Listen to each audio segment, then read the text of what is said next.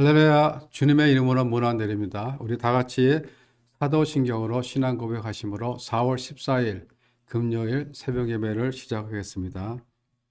나는 전능하신 아버지 하나님 천지의 창조주를 믿습니다. 나는 그의 유일하신 아들 우리 주 예수 그리스도를 믿습니다. 그는 성령으로 잉태되어 동정녀 마리아에게서 나시고 본디오 빌라도에게 고난을 받아 십자가에 못 박혀 죽으시고 장사된 지 사흘 만에 죽은 자 가운데서 다시 살아나셨으며 하늘에 오르시어 전능하신 아버지 하나님 우편에 앉아 계시다가 거기로부터 살아있는 자와 죽은 자를 심판하러 오십니다.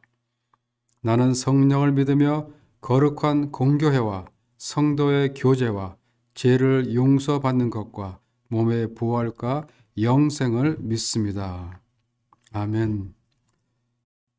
하나님 감사합니다. 오늘도 저희들에게 귀한 생명 주시고 또 이 아침 주님의 말씀 앞에 나오게 하여 주신 주님의 은혜에 감사를 드립니다. 예배 자리로 나온 저희들의 심령을 충만케 하여 주셔서 이 예배 가운데 함께 하시는 주의 임재를 경험하는 귀한 시간이 될 수 있도록 아버지께서 인도하여 주시옵소서. 저희들 오늘 하루도 살아갈 때 공급해 주시는 주님의 은혜와 사랑 가운데 살게 하시고 주님이 주신 그 생명의 능력으로 하나님의 크심을 드러내며 주의 손에 붙들려 주의 나라와 의를 이 땅 위에 세워가는 저희들 모두가 될 수 있도록 아버지께서 인도하여 주시옵소서. 섬기시는 우리 성도님들의 가정 축복해 주시고 하나님의 은혜 가운데 늘 감사와 찬양이 넘쳐나는 각 가정들이 되게 하여 주시옵소서. 이 시간 주님의 말씀 앞에 섭니다. 성령께서 저희들에게 깨달음을 주셔서 은혜가 넘치는 귀한 시간이 될 수 있도록 아버지께서 함께하여 주시옵소서.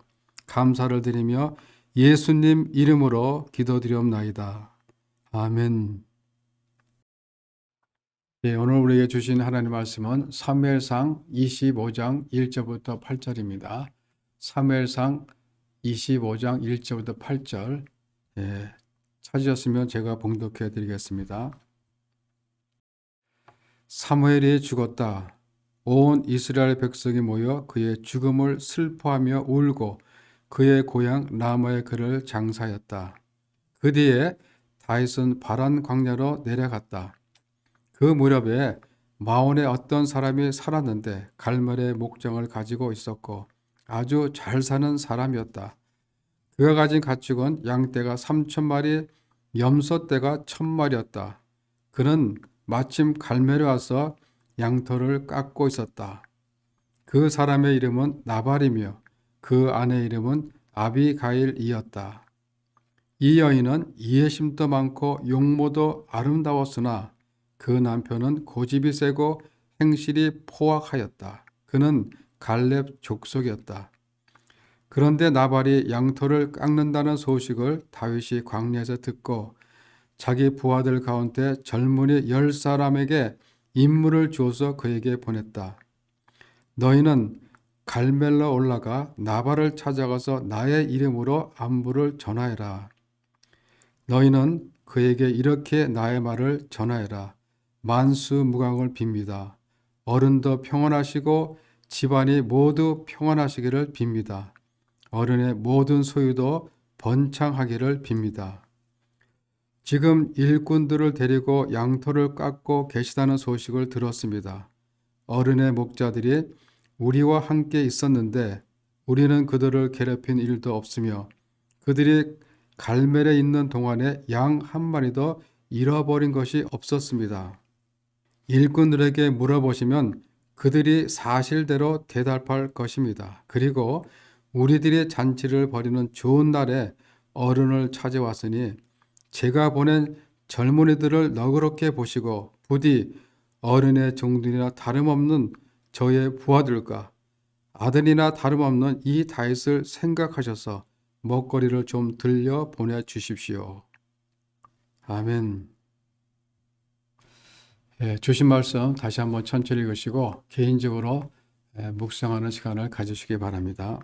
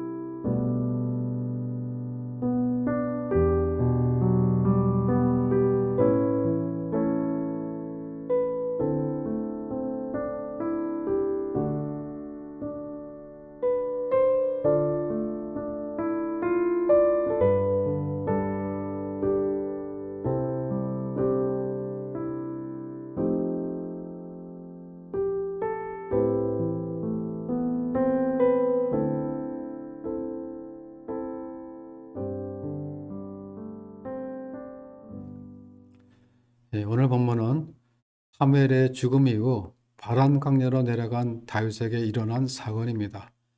사울 왕을 견제할 가장 유일한 인물이었으며 다윗의 가장 든든한 후원자이자 정신적 지주였던 사무엘의 죽음으로 더욱 위협을 느낀 다윗은 보다 안전한 곳을 찾아 바란 광야로 피신해 갑니다. 바란 광야는 유대 광야 남쪽에 있는 협곡지대로 다윗이 이전에 했던 엔게디 광야보다 더욱 열악한 불모지였습니다. 다윗의 식솔들은 약 600명 정도가 있었는데 불모지와 같은 열악한 환경 속에서 군사들에게 양식을 조달하는 일은 큰 일이 아닐 수가 없었던 것입니다. 식량이 점점 떨어지자 다윗의 일행은 그곳에서 북쪽에 있는 마원이라는 지역으로 올라가게 됩니다.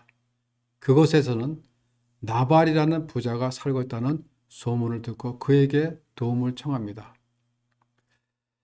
다윗이 나발에게 도움을 청한 시기는 나발이 양털을 깎는다는 소식을 들었을 때였습니다. 양털을 깎는 날은 농민들이 마치 추수감사절 같은 유목민들에게는 일종의 축제일입니다. 그래서 특히 이때는 많은 음식을 장만하여 잔치를 벌이며 가난한 자나 광야를 여행하는 여행객들 그리고 나그네들에게 대접하는 관습이 있었습니다. 그래서 다윗은 그동안 자신이 여러 가지로 도움을 준 나발에게 적당한 때를 보아 도움을 청했던 것입니다. 그래서 다윗은 젊은 부하들 10명을 나발에게 보냅니다. 그리고 나발 집에 이르러서 그 집안 전체가 평안하기를 바란다고 문안 인사를 드리고 도움을 청합니다. 그리고 나발의 목자들과 양떼들을 지켜 주었다는 것을 말합니다. 7절에 보면 내 목자들이 우리와 함께 있었으나 우리가 그들을 해하지 아니하였고 그들이 갈멜에 있는 동안 그들의 것을 하나도 잃지 아니하였나니라고 말하고 있습니다.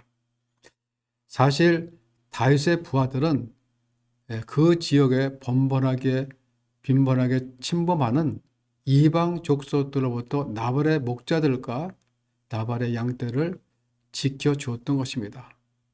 그래서 다윗은 부하들에게 시켜서 나발에게 그러한 일들을 상기시키면서 아주 공손하게 그리고 최대의 예우를 갖추고 도움을 요청했던 것입니다.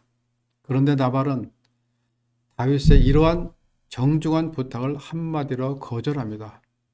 10절에 보면 나발이 다윗이 보낸 젊은 부하들에게 이렇게 말합니다. 도대체 다윗이 누구며 이새의 아들은 누구냐?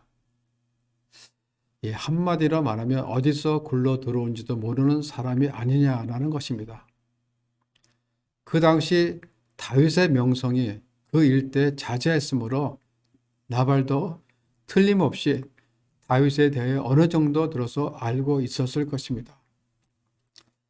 그러면서 요즘에는 각기 주인에게 떠나는 종이 많도다라고 말합니다. 즉 주인을 배신하고 쫓겨다니는 자에게 내 떡과 물, 내 양식을 줄 수가 없다는 것입니다.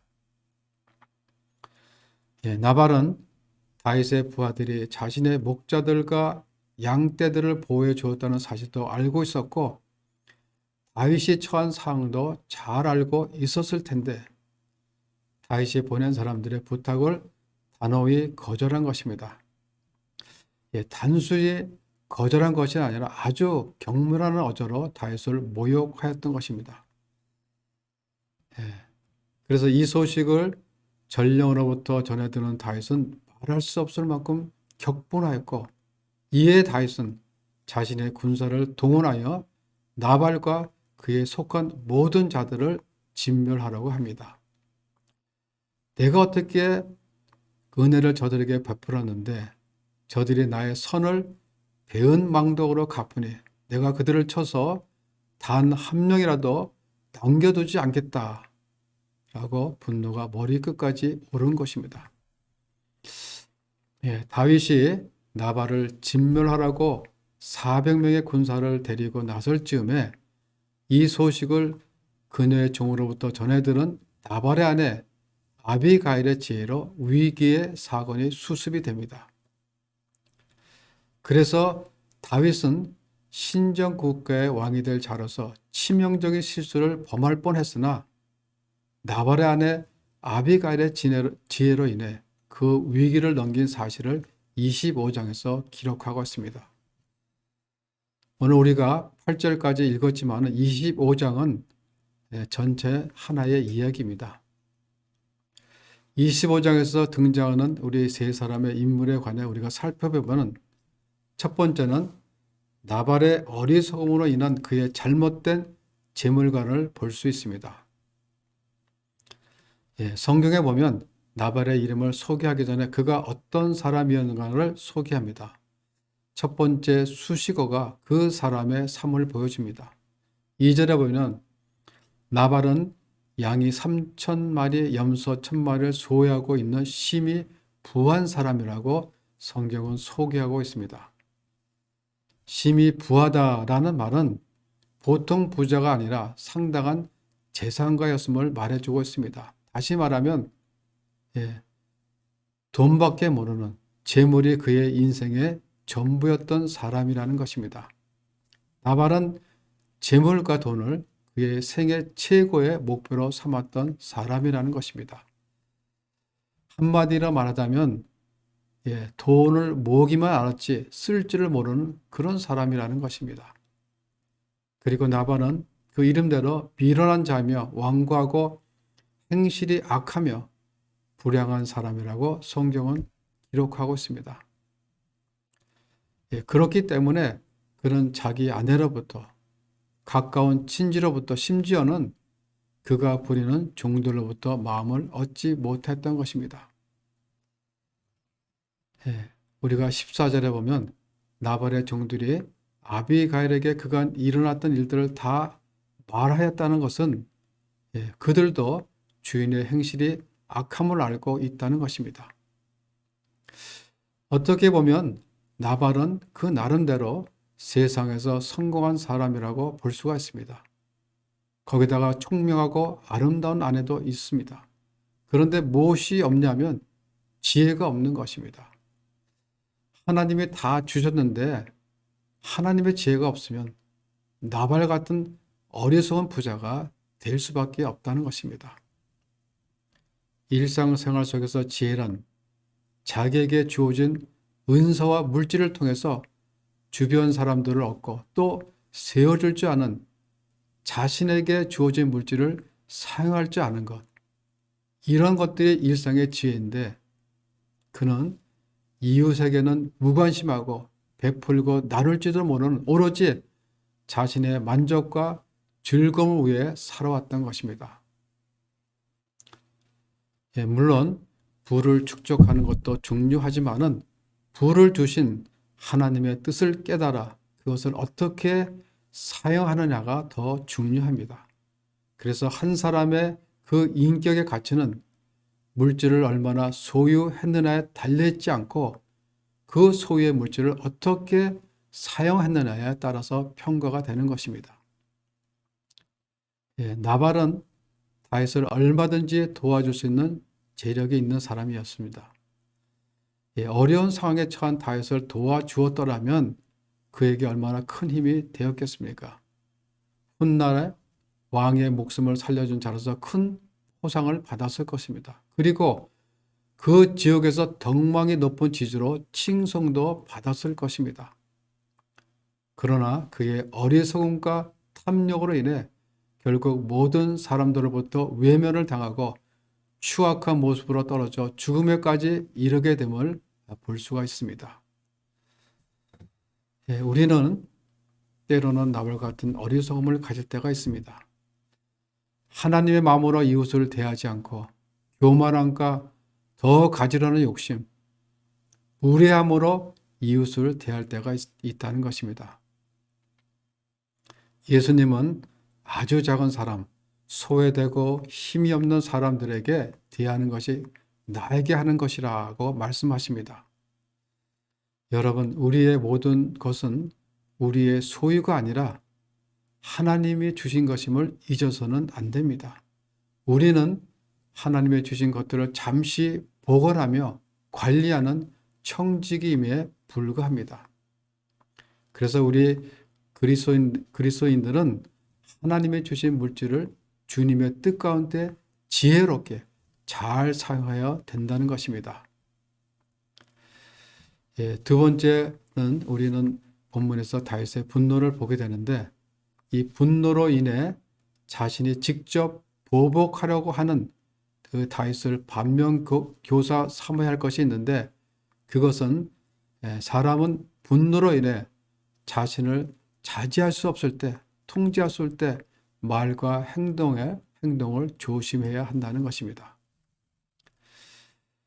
다윗의 이런 분노는 그동안의 그의 행동을 보아서는 정말 낯선 모습입니다. 우리가 23장과 24장에 보면 다윗이 위협을 무릅쓰고 블레셋 군대와 싸워서 그일라 사람들을 구했습니다. 그러나 그들은 그 은혜를 저버리고 다윗을 사울에게 밀고 합니다. 그러나 다윗은 그일라 백성들에게 복수를 하지 않고 그냥 두었습니다. 그리고 자기를 죽이려고 하는 사울도 자기가 죽일 수 있는 기회가 있었지만은 용서하였습니다. 모든 복수를 하나님의 손에 맡겼던 사람입니다. 칼을 의지했던 사람이 아니라 하나님을 의지했던 사람이었습니다. 그런데 오늘 말씀에 보면 그가 지금 복수심에 불타 하나님을 찾고 있는 것이 아니라 뭐예요? 칼을 찾고 있음을 우리가 볼 수 있습니다. 13절에 보면 다윗이 자기 사람들에게 이르되 너희는 각기 칼을 차라 하니 각기 칼을 차매 다윗도 자기 칼을 차고. 이 구절에서 칼이라는 단어가 3번이나 나오는 것을 우리가 볼 수 있습니다. 이는 나발에 대한 분노가 얼마나 극심하였던 것을 보여주고 있는 것입니다. 22절에서 보면 다윗의 격심한 분노를 볼 수가 있습니다.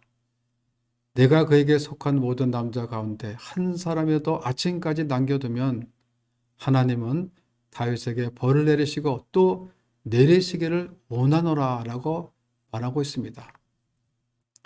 사울에게도 정중했던 다윗은 일개 농부에게 분노하고 있는 것입니다. 그것은 나발이 다윗의 자존심을 건드렸기 때문입니다.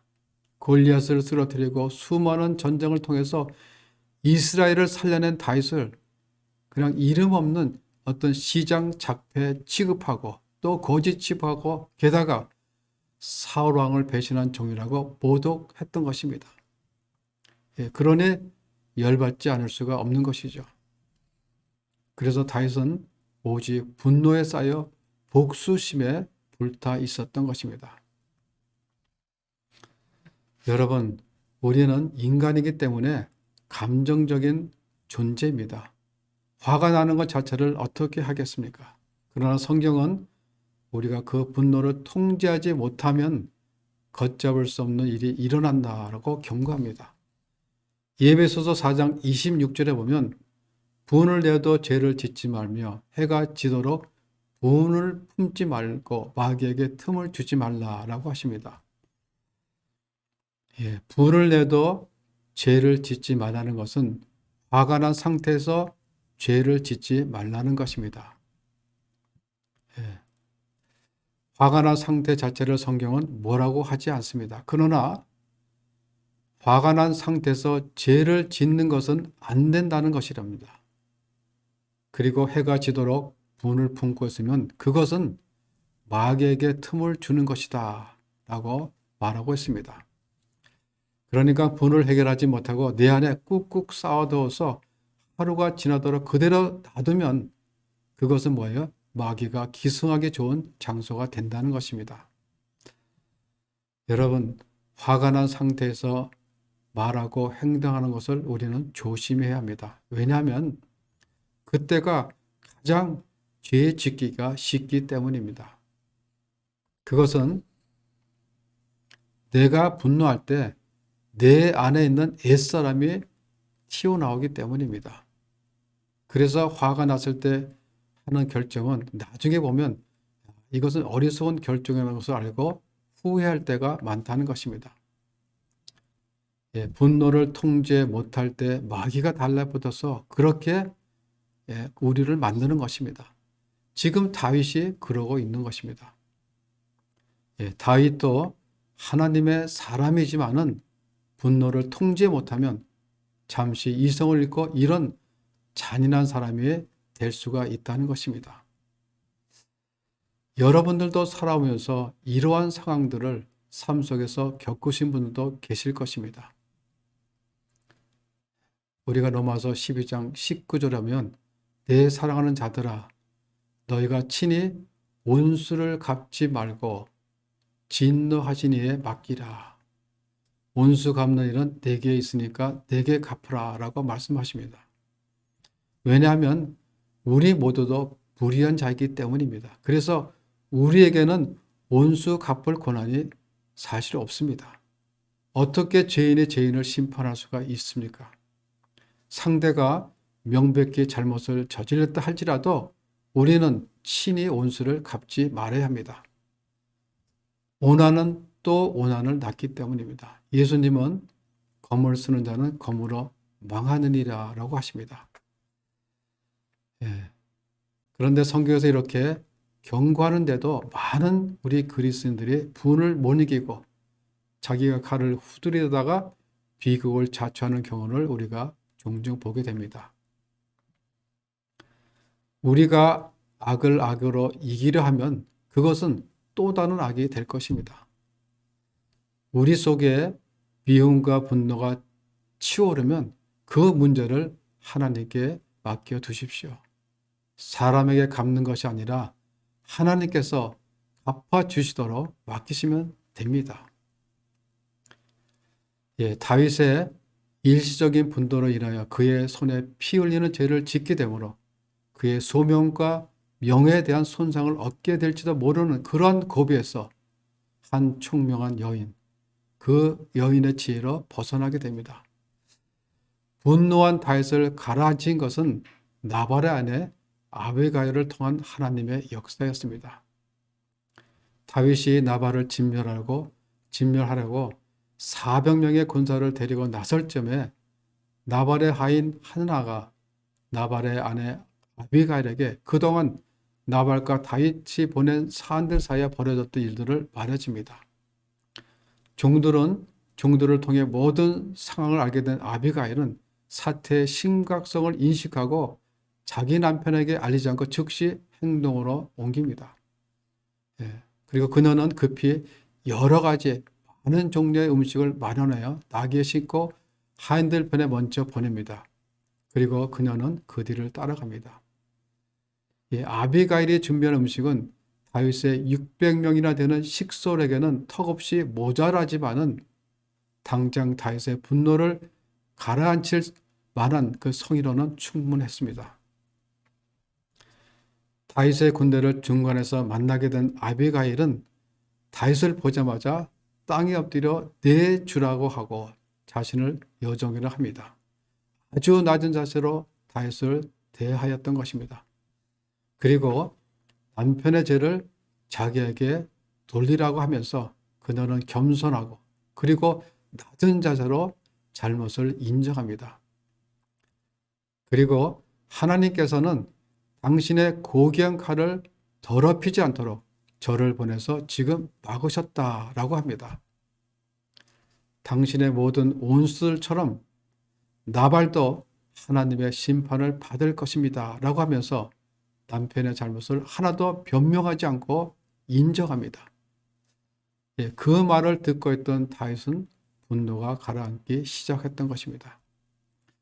만약 다윗이 분노로 나발을 보복했다면 신정 국가를 세우시려는 하나님의 일을 그르칠 수 있는 엄청난 사건이 되었을 것입니다. 그리고 다윗의 권위에 치명타가 되었을 것입니다. 이스라엘의 왕이 되어서 하나님의 새 역사를 열어야 될 이 위대한 인물이 나발과 같은 불량한 사람 때문에 발목을 잡혀서는 안 되었기 때문에 하나님께서는 아비가일을 통해서 막으신 것입니다. 지금도 하나님은 우리 인생에서 그렇게 역사하시는 일이 많을 것입니다. 여러분, 우리가 세상을 살아가면서 보면 우리는 우리의 자존심에 상처를 주는 나발 같은 사람들을 만날 때가 많이 있을 것입니다. 오늘도 우리 주변에는 정말 나발처럼 말 한마디로 우리의 속을 뒤집어 놓고 우리의 이성을 잃게 만들고 우리에게 상처를 주고 그래서 우리로 하여금 분노의 칼을 들게 만드는, 분노를 품고 살아게 만드는 사람들이 우리 주변에 있다는 것입니다. 그런데 나를 분노케 하는 나발 때문에 화를 내고 같이 싸우면 뭐예요? 나도 나발과 같은 사람이 된다는 것입니다. 만약 다윗이 분노로 나발의 족속들을 죽였더라면 그날의 화풀이는 되었을지 몰라도 다윗을 향한 하나님의 꿈이 무너지게 되는 것입니다. 그게 마귀가 원하는 것입니다. 그것이 마귀의 괴계인 것입니다. 그래서 하나님께서는 아비게일을 통해서 다윗의 분노를 막은 것입니다. 여러분들도 분노를 이기지 못하고 무지한 일을 행하려 하는 그런 일들이 있었을 것입니다. 그런데 그런 일들은 하나님께서 쓰시는 지혜로운 자들을 통해서 여러분들을 다윗과 같이 막아주실 것입니다. 나발의 아내 아비가일은 하나님이 주신 지혜로 다윗을 설득시켜 자기 가정을 보호하였을 뿐 아니라 분노의 차야 이성을 잃은 다윗을 범죄치 않게 하였습니다. 여러분, 하나님이 주시는 지혜는 우리가 정말 상상하지 못할 만큼의 능력과 힘이 있습니다. 그 지혜로운 말 한마디가 무너지고 낙심한 사람들마저도 다시 살려주고 다시 일으켜주는 능력이 있는 것입니다. 나를 무시하고 내 자존심을 뭉개버리는 그런 나발 때문에 이성을 잃고 분노로 가득 차 있는 그런 분들이 우리 주변에 있다면 찾아가셔서 아비가일처럼 지혜로운 말 한마디로 그 사람의 무너진 심령을 다시 회복시켜주고 그 사람을 다시 살려주는 이 시대에 아비가일 같은 지혜로운 사람들 모두가 되시기를 주님의 이름으로 축원합니다. 기도하겠습니다. 하나님, 오늘도 말씀 앞에 서게 하시니 감사를 드립니다. 오늘 말씀과 같이 우리도 다윗처럼 분노의 칼을 들어 하나님 앞에 언제든지 죄를 범할 수 있는 연약하고 무능한 죄인임을 이 시간 고백합니다. 그럼에도 불구하고 하나님은 늘 아비가일 같은 사람들을 저희들에게 붙여주시고 또 말씀을 통해서 우리 가운데 임하심으로 다시 한번 우리로 하여금 깨닫게 하시고 우리를 향하신 그 하나님의 선하신 뜻을 발견하게 하시어 분노의 칼을 내려놓고 하나님의 말씀에 순종하는 저희들 모두가 될 수 있도록 아버지께서 인도하여 주시옵소서. 그리고 아비가일처럼 지혜로운 말로 내 주변의 사람들을 세워주고 살려주는 하나님의 지혜로 살아가는 저희들 모두가 될 수 있도록 아버지께서 함께하여 주시옵소서. 감사드리며 예수님 이름으로 기도드리옵나이다. 아멘. 하늘에 계신 우리 아버지, 아버지의 이름을 거룩하게 하시며 아버지의 나라가 오게 하시며 아버지의 뜻이 하늘에서 같이 땅에서도 이루어지게 하소서.